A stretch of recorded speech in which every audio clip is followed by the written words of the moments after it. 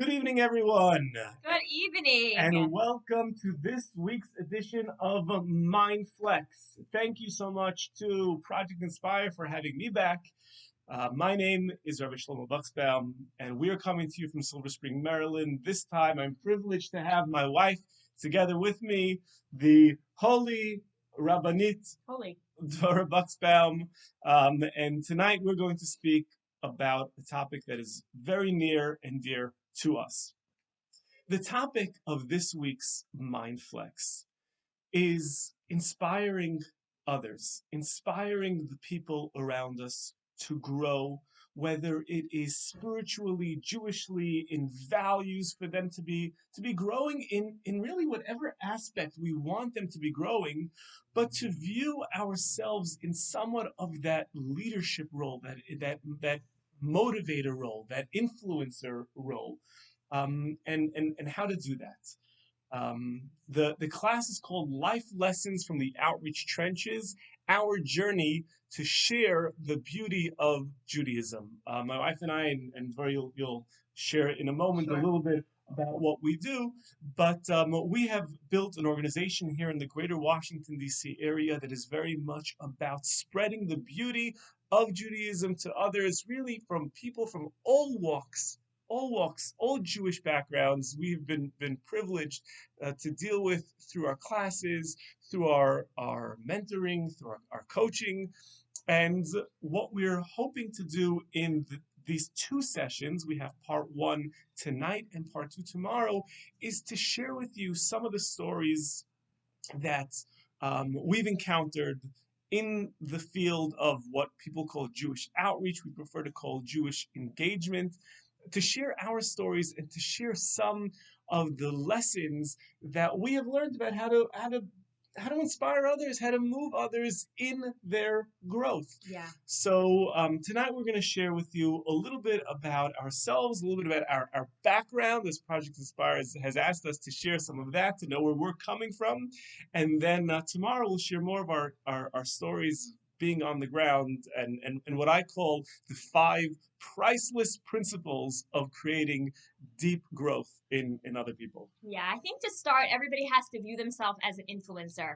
That's, I think, the starting ground is that you look at yourself and you look at your life and you wake up in the morning and you almost think to yourself, how am I going to leave a positive impact on somebody that I'm going to meet up with today? Now, if you're more in your home now because of the pandemic, there are still ways to make this happen. But the idea is that every person that you are encountering, any time of the day, you always want to make sure that you are putting forth that light, that you are being that source of light, that you are igniting that source of light in somebody else. And I actually had this experience yesterday. I told you about this, that I came back from a run. I love to run. And I must have been like a little bit out of breath. And I was just turning the corner onto a new road. And I hit somebody who was walking his dog. And he probably knew who I was. You know, I was in my full running gear. And he just said to me, now that's impressive.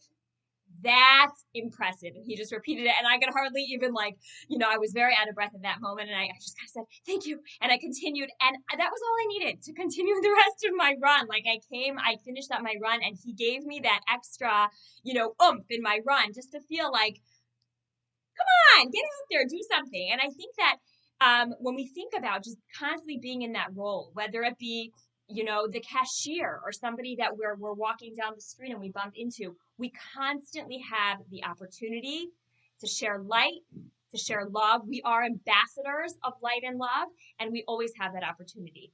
And I think that's why when we started this new organization, we decided to call it the Lev Experience.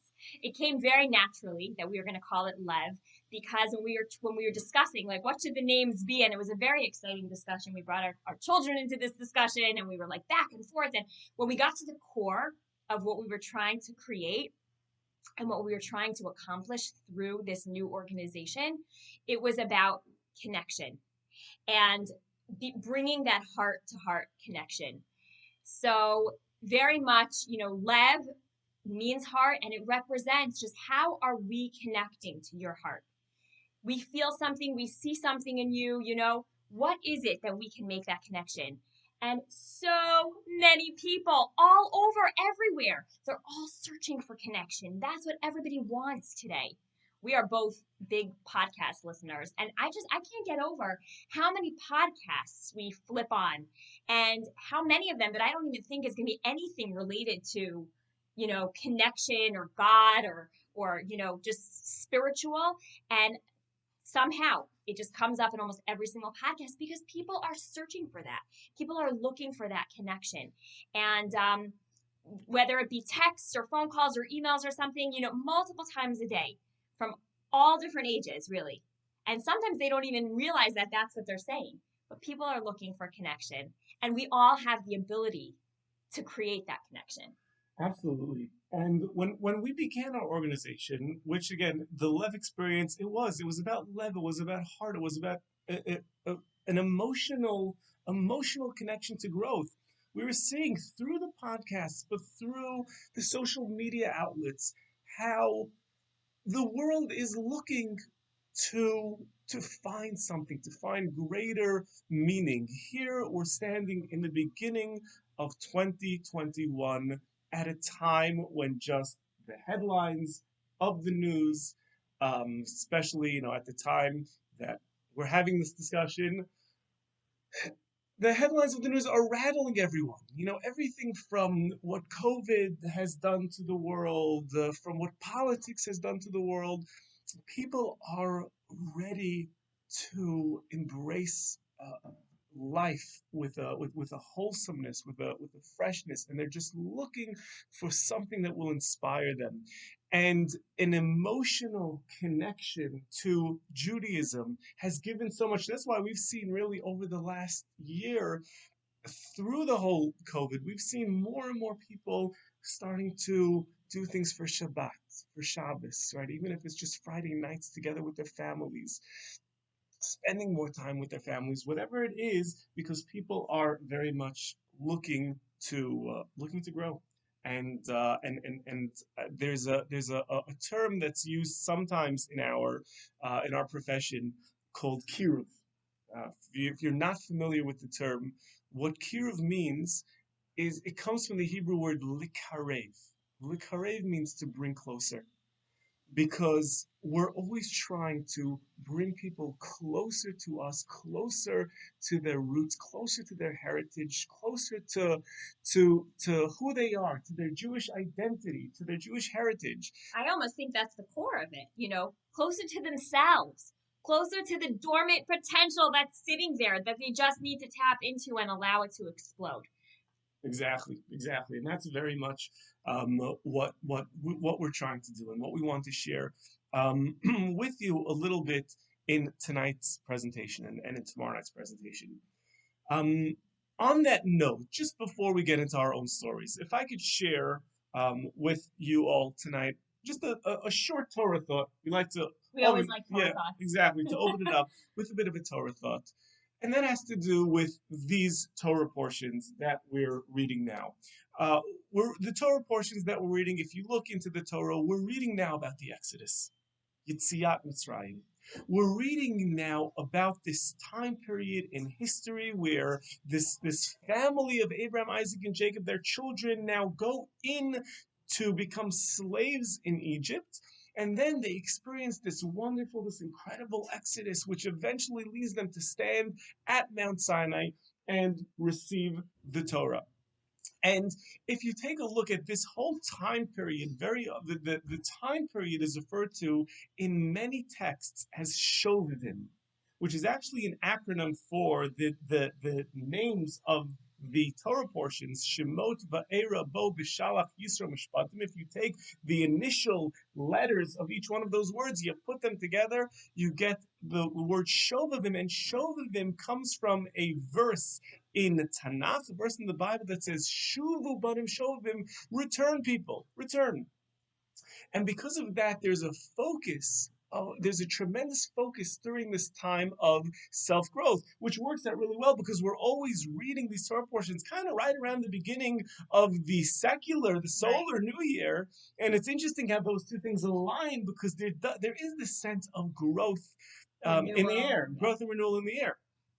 Now, what people are what is often discussed is this idea that when the Jewish people are born into slavery, they're born into Egypt, they undergo not just a physical slavery, but a spiritual slavery as well.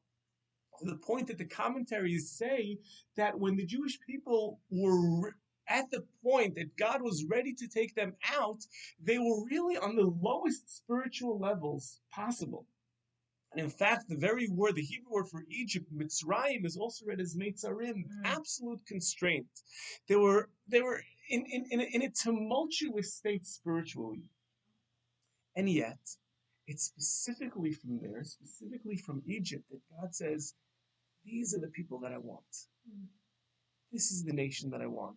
You're right, if you look at them now, they might not necessarily look like they have everything in order. They might not necessarily look like the most inspirational generation. They might look like they have troubles. But this is the generation that I want. And if I can add one more thing, the Kabbalists say that if you look at the early stories in the Torah, okay, the first 2,000 years of humanity as it's recorded in the Torah, we see one disaster after the next. Right? They have to go through, the world is destroyed by a flood in the times of Noah. You find people that they're building a tower to wage war against God. And it seems from there, if you look at these generations, it seems like, these were like the worst, the worst version of humanity possible. But yet, the commentaries say something absolutely fascinating. They say that all of these early generations that went through these difficult times had so much potential. These could have been the holiest generations to ever walk the planet. But when a holy generation is there, when there's a holy soul that's present in the world, that also means that there's potential for them to struggle. Because with greatness comes those challenges. And if you take a look at everything that the Jewish nation went through in Egypt, the decree they should be thrown into water. Well, that sounds familiar. We had a nation thrown into water before, right? The early generation of the flood. Let them build, let them find bricks and build things. Well, we had another generation that had to build, that decided to build things, the generation of the Tower of Babylon early on. And that's why the Kabbalists say that the Torah is pointing to a soul connection, a spiritual connection between those early generations that struggled so much and this generation that was put into Egypt to tell us, to teach us that the souls that go through this struggle, this spiritual struggle, have the most unbelievable potential. Wow. This is the generation, these are the people that God chooses, and God says, you're going to become the Jewish nation. And we're talking over here about some of a Kabbalistic soul connection. Obviously, time-wise, it was much later. But the lesson over here is that when we see a generation that is struggling to find themselves, as we find today, the Jewish people in America, and we're talking about from all backgrounds, right? No matter where you're coming from, even within families that one might think this looks like it looks like they've got everything in order. Right? They look like everything is perfect. They're connected, but yet this one is struggling. That one is struggling. You don't even know. This one might just present themselves in a certain way, but who knows? Who knows what they're struggling? That is our generation. Our generation that is dealing with this is an indication of the fact that there's so much potential. And I truly believe, at least in our line of work, I truly believe that we are seeing this. We're seeing this awakening. We're seeing a generation yearning for something more across the board, Jews and non-Jews alike. And here we have a beautiful heritage that we're able to share with them. Beautiful. I think another similarity that's just interesting, if you want to look at where you're comparing the generations, if we're similar to that same generation, we're told that in the merit of the women back in the time of the Exodus of Egypt, it was in the merit of the women that they were redeemed from Egypt. The Talmud says, yeah. So if we're comparing generations over here, then it will then again be, the Talmud goes on to say, that it will then again be in the merit of the women that we will be redeemed, that the final redemption will come through women. And we just find that the women really so much of the time are the driving forces behind it. Even with our new organization, when we started Lev, like it was really like the women cheerleaders that were like standing there, with the flags and, come on, we can do this. And a They lot, weren't actually cheerleaders, but they were like cheerleaders. yeah, a lot like. Excited like cheerleaders. Better moves, much better moves. So I find that a lot of times when a family is looking, to grow, and they're looking to connect to something, and they're wondering like, how is this going to work? And it feels like, yeah, yikes. But a lot of times the women can just make little subtle things in their house. They can do subtle things that seem subtle. When we say them, they seem really subtle, but suddenly they're making all the difference. When somebody wants to just tap in, we've seen unbelievable over COVID time, people being much more tapped into the power of Shabbat. Just it's such a great time to be home. Where are they running anyways? So people are really like, they'll set their table a little bit nicer. They'll spend the time making the challah.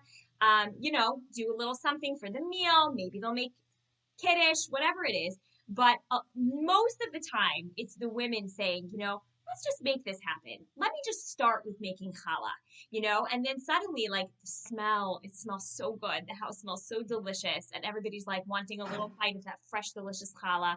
And like week after week, when the women are tapping into that, that really it makes the family feel like, this is really something to look forward to. And that's the start of it. The women will start it, and then it kind of goes from there, and the family starts to go along on whatever journey their journey looks like. But it's a beautiful thing to see how the women many times are the ones who are the initial ones to ignite the spark. Like King David says in one of the chapters of Psalms, King David says, Ani avdecha ben amatecha. I am your servant, the son of your female, your maidservant, right? But he attributes so much of his growth to his mother, and I think that we see that many times. Even when we're finding that there are teens, because we deal a lot with teens, younger teens, older teens, even college kids, Yeah. who are trying to figure out where they stand spiritually, where they are spiritually. Often we find that it's going to be their mother Mm. who will really have a sense as to what it will take to inspire them. Yeah, To that make them extra intuition, right? exactly, and they're often the one saying, "Hey, can you reach out? Can you say he's real? I think that if you would say this or whatever." Because they have that certain understanding, so I think that that's just that is it's a wonderful point, just about who we are, and for everyone who's watching this, just to have that awareness as to what speaks to our generation. So we hope to be able to share with you a little bit more about that, and again, some more principles as to what you can do to inspire the people around you. But first, because Project Inspire did ask us a little bit to share about a little bit about our background, so we both come from very different backgrounds in terms Everything. of everything, but especially in terms of leadership, and therefore, we're not necessarily the most likely to have found ourselves in this role, yet through Hashem's guidance, and clearly showing us, placing us exactly where we needed to be for our life mission, we found ourselves over here. And I guess for maybe we'll start with you, because you have much more of a fascinating upbringing in terms of Jewish leadership, just to be able to share a little bit with who we are and where we're coming from. So I did grow up, like my husband mentioned, I grew up in Denver, Colorado, and I'm still a true Denverite at heart, that is for sure. And I'm very blessed, and this is not something that I take for granted. This is something that I thank Hashem for every day of my life. That my biggest role models in my life have always been and continue to be my parents, thank God. And I really grew up in a home that I would say I'm going to focus on three particular areas, and they're going to be the areas that we're going to continuously focus on.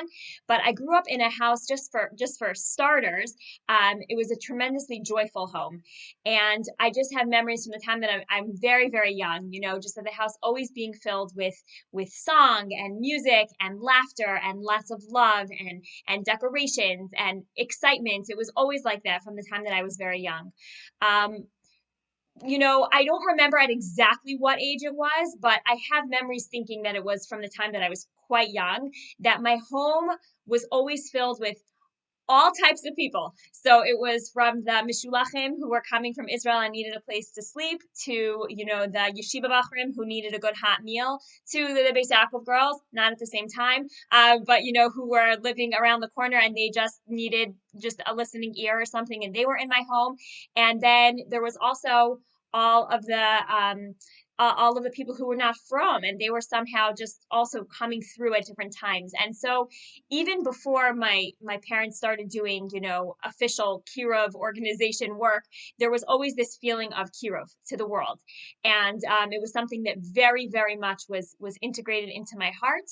And I attribute a lot of the emotional connection that I feel to people because that was kind of just the way that I was raised. It was just kind of the way that we give and the way that we love all of Klal Yisrael, and it was a tremendous thing for me.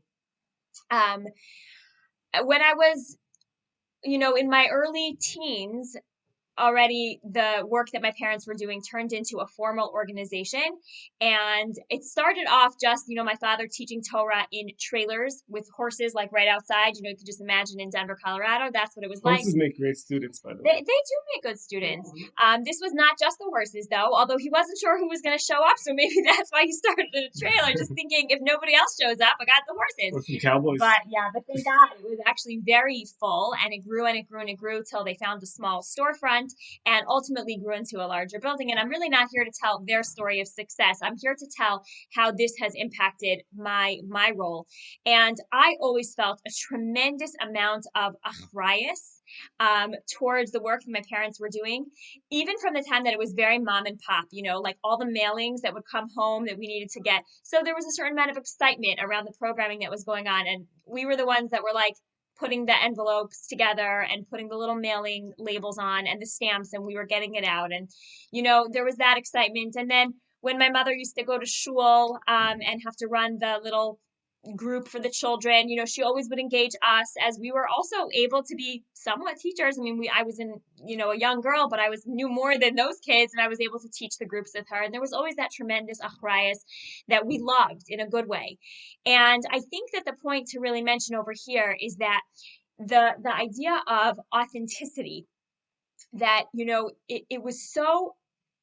our Yiddishkeit was so real to us, who we were. My father, came from Borough Park, and he had gone into Kirov, but he was always telling us about his upbringing and about his yichos and where he came from and his connection to Hashem. And the authenticity of Torah and Yiddishkeit was so true, and it ran through. It for sure ran through my parents' veins, and they were able to transmit that to us. And I think that feeling of just when we have such authentic relationship with our religion, with Yiddishkeit itself, the people that we're working with can feel that authenticity, and they knew like this is a real deal. And I think that lent itself to us being able to create deeper, more meaningful, more enriched relationships. And then as I grew up, from the time that I was very young, high holiday experience, we did not have a center that was big enough. And thank God my parents drew a large crowd. So it meant packing up and going to a hotel for every Rosh Hashanah and Yom Kippur. And it was a privilege, I'm not the one who was organizing it all. I can't speak to that end of it, but just the way that we looked at it as a privilege. And this was something that we were lucky to be able to do. It never felt like it was a burden. And then we had a Shabbos house for 10 years. My parents were living in the Frum community, and for 10 years we traveled every single Shabbos to this other house. And some of my friends were like, "Oh, it's like a Shabbos house, like it felt like a resort." I'm not going to say it was all easy. There were times even, and I wasn't the one like doing the massive schlepping, and my mother would have to bring the food over, and it was a whole balagan. But somehow we were very proud. We were very, very proud to bring our friends over and to engage in those relationships with all of the guests and the people that were coming through. And it was just something that I really look back at with the fondest of memories. And I guess the last piece that I just want to speak about is the piece of love. So we have the joy that we grew up with, the authenticity, and then the third piece would be just the importance of real, true Avas Yisrael.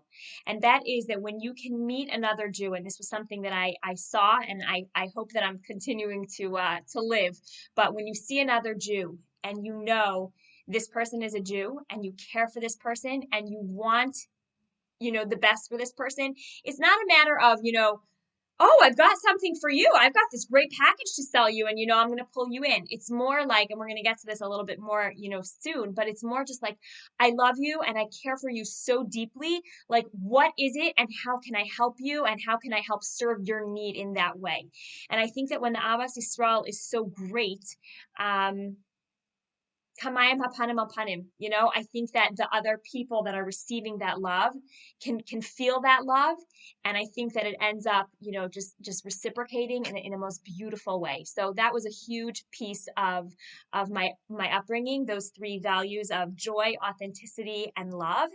And I would also just want to say something very interesting. My mother actually just sent me on my birthday. I won't say which number, but just now this year. Happy birthday. Did I miss that? She sent me a picture and she goes, I thought you'd get a kick out of this. I actually carry this in my briefcase every day. And she took a picture and I'm like, looking what this is. And I see that it's a letter that I wrote to myself in ninth grade. I didn't think my mother keeps a lot of my papers, but this paper she apparently carries in her briefcase every day, and it's Dear Devora, dated all the way down. And we were supposed to say where we saw our life going in 20 years from that point, or maybe it was 15 years, whatever it was. It was actually unbelievably astonishing to me to see how many of those details have, thank God that I've been blessed, have lined up to today. Thank God, thank God. But what I think is even more incredible than that is how many of those traits and those feelings that I was getting from my home and from the way that I was raised were impacting the way that I wanted to lead my life. And I think a lot of them had to do with these three ingredients. So it's a pretty incredible thing. That is an incredible thing. And my upbringing was not anywhere similar very to different. that, in the sense that I did. I mean, obviously all of the joy and the love, but I grew up in Flatbush, in Brooklyn, and End of story.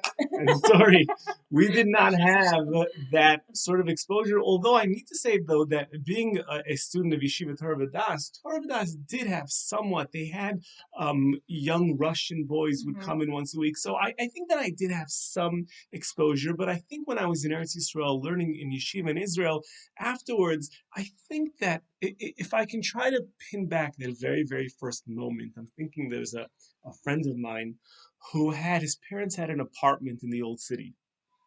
And the family was somewhat, they were supporters of Esha Torah.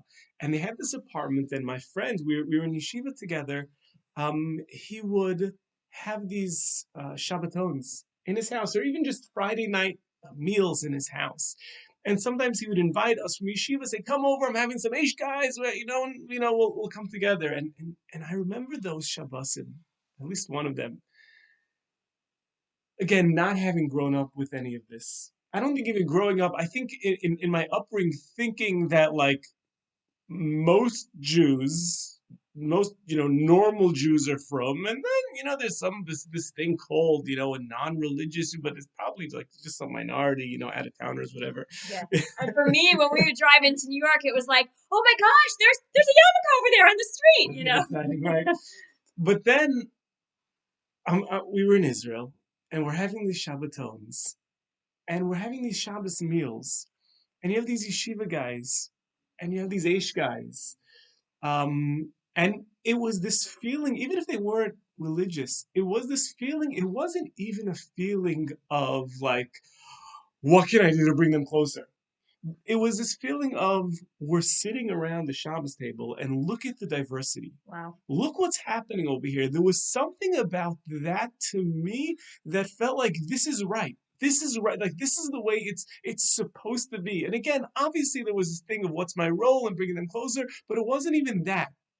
It was, I want to be in this situation. Like, I want to be present. I want to create these environments where you'll have these frum and not frum singing together, learning together, philosophizing together. Is that a word? Sure. Debating philosophy, right? together. There was something that was wonderful, that was beautiful about it. I married obviously into a great, a wonderful Kira family, and I think that that gave me more of an opportunity. As I got to see the Aish world a little bit closer, because that's where I ended up getting my smicha, I came over from the Mir to Aish, and it was right after Rav Noach passed away. Yeah. I was there. I was actually at Aish when Rav Noach passed away. If you're not familiar with Rav Noach Weinberg, here again, this is not sponsored content, but this is a wonderful biography of Rav Noach Weinberg, who was a revolutionary in the world of bringing other people closer. And I got to see Rav Noach, and I was very moved by Rav Noach. But after Rav Noach passed away, when for about a full month afterwards, every single day at the yeshiva, more of his students were coming closer and saying, Rav Noach was like a father to me. Rav Noach was, and realizing this kesher, this bond that a rebbe, that a teacher can make with someone that they're reaching out to. To me, it's like I want that. I want that. And I think that was very much a part of what moved me forward, what pushed me into this. I remember once being in when we spent some time in Denver, and my father-in-law had asked me if I could give a shir, give a class for some people who are, non-observant people, but just, something that I'm passionate about.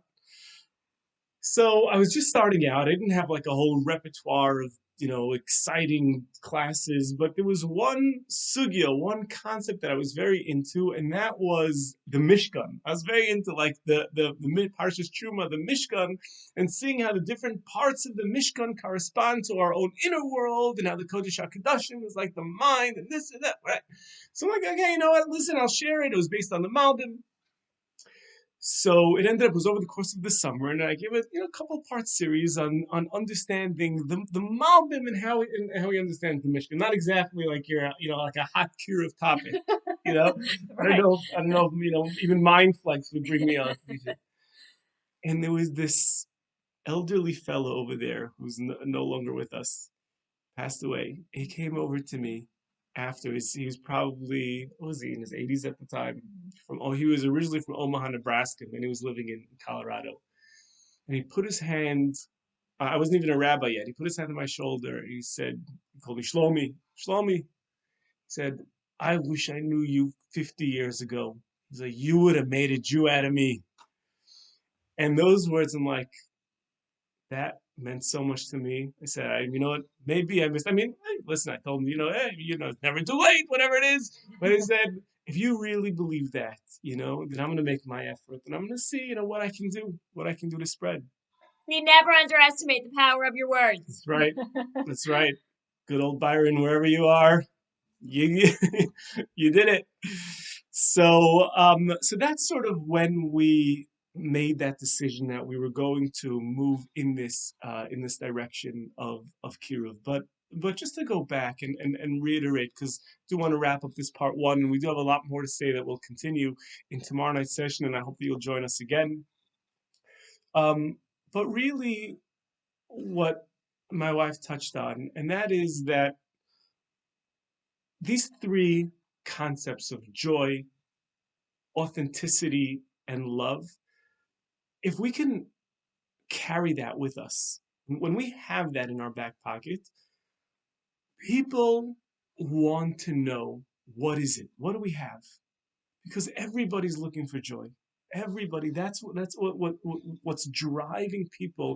It says, I think they say in psychology that everyone is driven by either running away from pain or running towards pleasure, which is really the same thing. But when the person sees that somebody else has something that is so special to them that it brings them joy, it makes them happy, they want to know what it is. Sometimes people say, so people will look at someone who's more observant and in our world, people that we reach out to and say, uh, they didn't seem that happy, and they wonder about that. They wonder, why shouldn't they be so happy? And again, no one could judge what's going on in somebody else's life or the mood that they caught them in, but the overall idea, whereas when somebody encounters somebody else and they say they're joyous, I want to know what they have. When they see that they're authentic about it, authentic about their own growth, their own Torah, their own Judaism, their own selves. I don't have to be anybody. I can just be me. I want to know what you have. If you can just be you, I want to know what that is. You must be so confident with what you have that you can be so authentic. And then finally, love. When you're loving somebody else, when you're showing that love, people feel it. The people that went to your parents' shul, and I've seen it, because we've been there so many times. They feel they feel that they genuinely love them. They genuinely care. Like you said, K'mayim el panim el panim, hearts reflect. So those are three things. And here we are. We're in the time of Shovavim. We're in a time when Tshuva's in the air. In a couple of weeks from now, it's going to be Tu B'Shvat. Right? Tu B'Shvat falls out specifically in Shovavim. And Tu B'Shvat is sort of that moment, the beginning of the blossoming of what seems to be a dead tree. And the tree's not dead. The tree has very, very deep roots. And it's just a matter of time until the tree's going to come back to life. It's just a matter of time until Klal Yisrael is going to come back to life.